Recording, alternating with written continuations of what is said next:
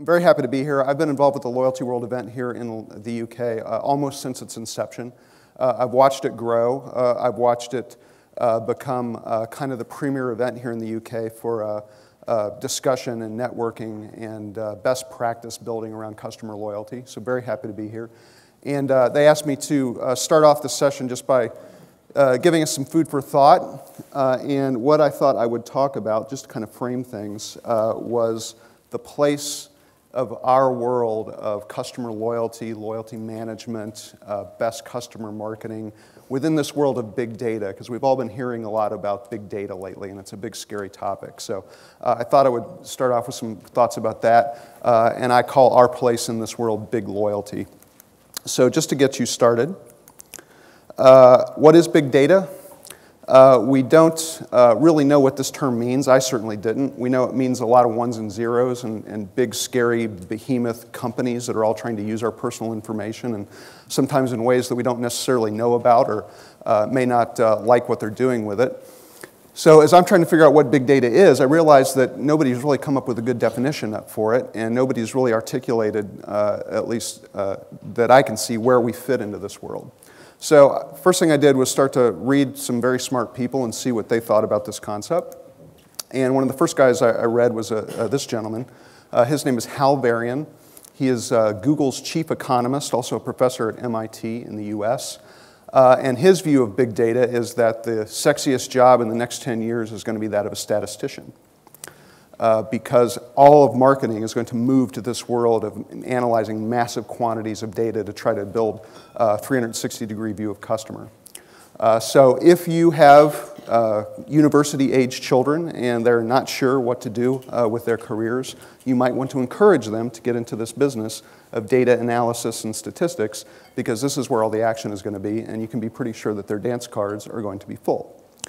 Then I looked at European Consumer Commission. This woman is Milena Kurova. She's the European Consumer Commissioner. Released a big report a few years ago about the world of big data and how it's going to affect consumer marketing in Europe.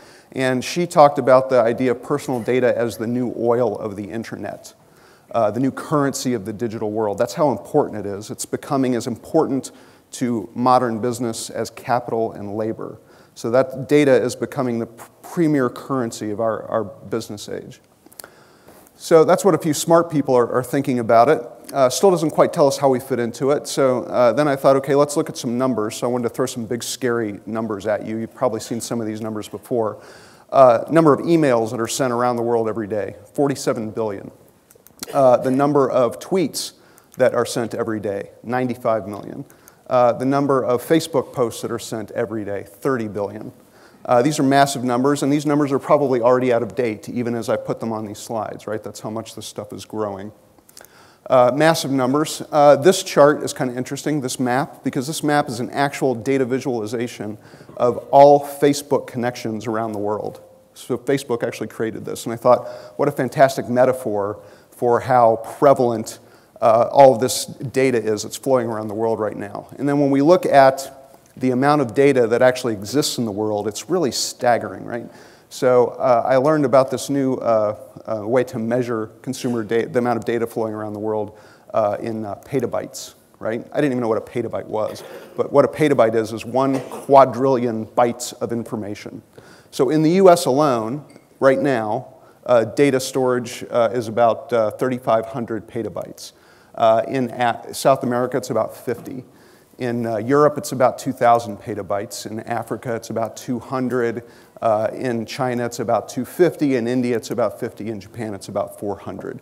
So if you add all this up together, the amount of information that is being stored around the world right now is about 1.8 zettabytes of data.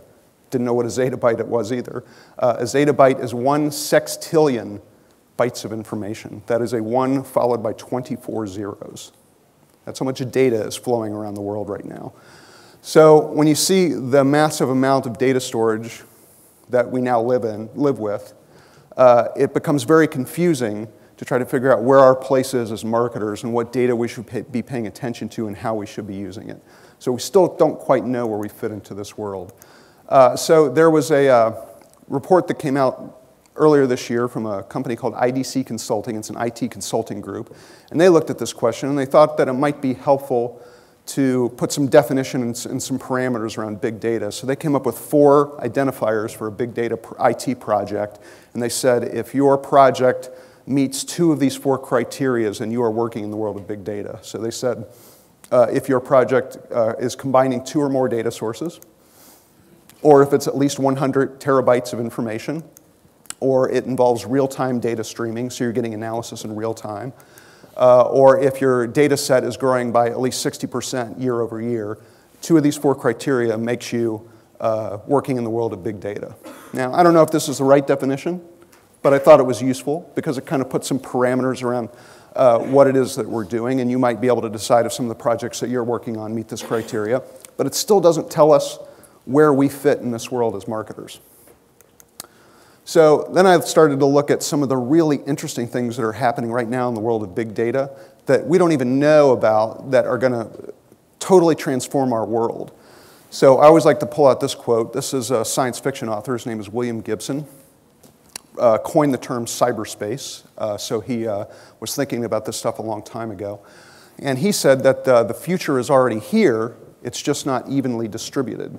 So what he means by that is that there are pockets of innovation happening all over the world right now that will transform our world as consumers, as marketers, and we, to the extent that we can find out where these pockets of innovation are, get in front of them a little bit early, gives you a bit of an advantage. So if you think about things like Siri, the little talking computer on your iPhone, Siri gets a bad rap because it doesn't work very well. It doesn't quite work as advertised. It basically just searches the web for any question that you might ask it. But Siri is an example of machine learning, right? So if you think about all of the queries that Siri gets, and the fact that even if the query is something that Siri doesn't know, the query is being recorded, the answer is found, and Siri becomes smarter.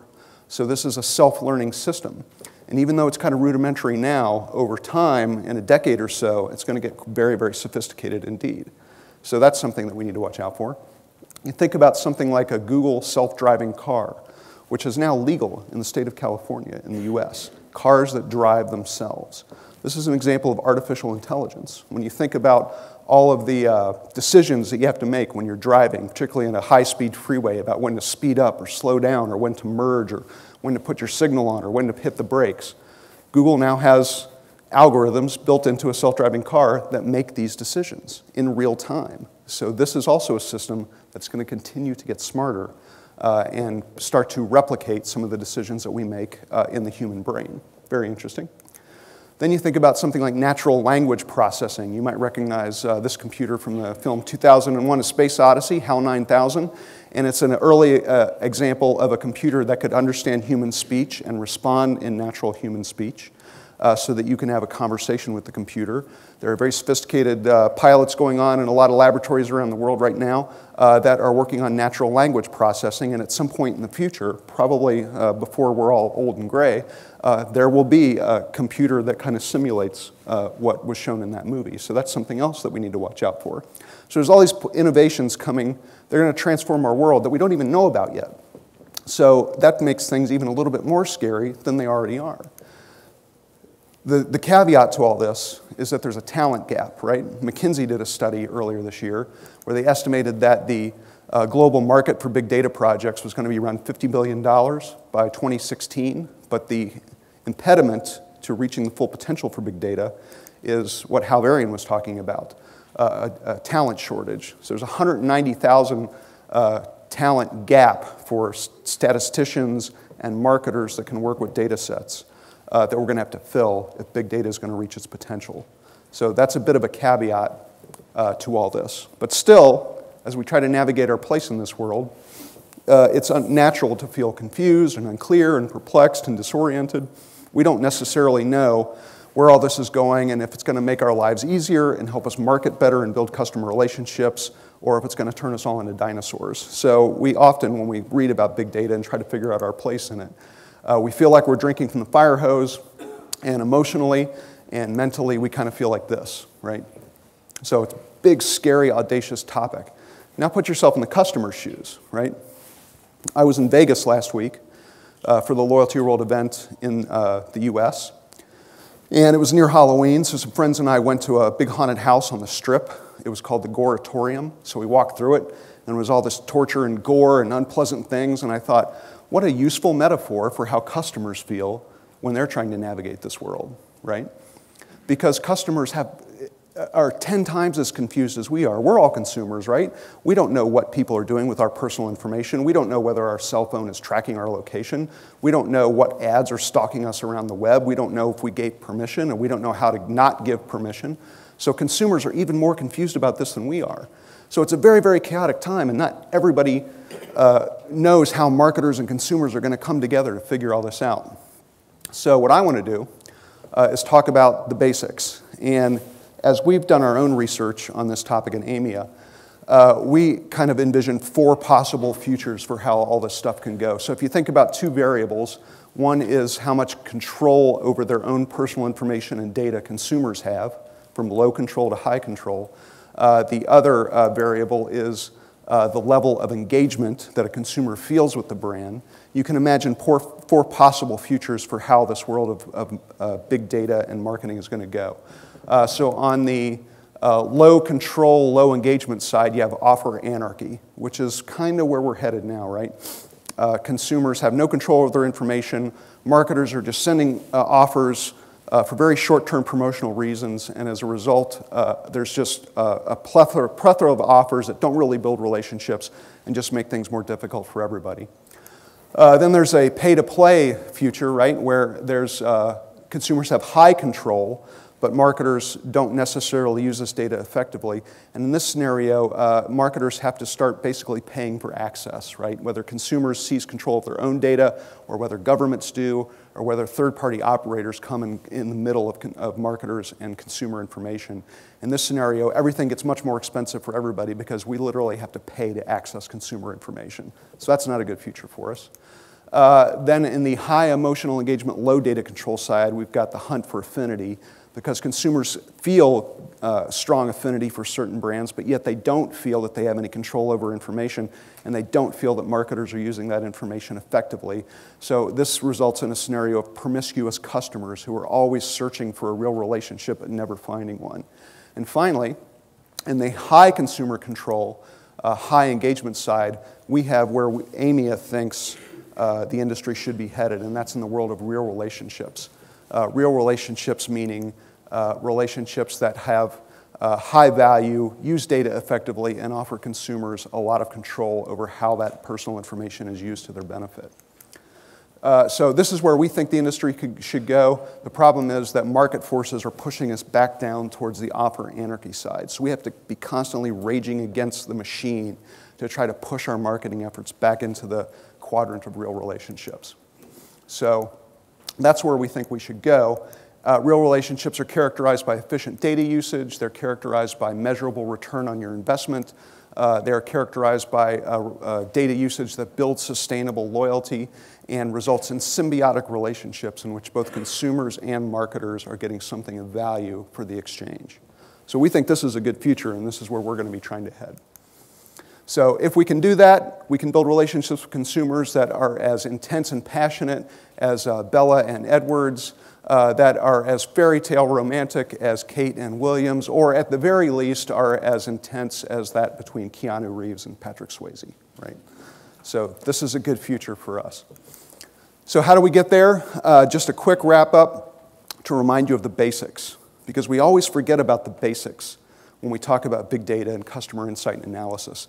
So when you think about customer loyalty, this guy, a guy named Ray Kroc, founder of McDonald's, 50, 60 years ago, articulated the fundamental drivers of customer loyalty. These are the things that make customers loyal: quality, service, cleanliness, and by that we mean customer experience and value.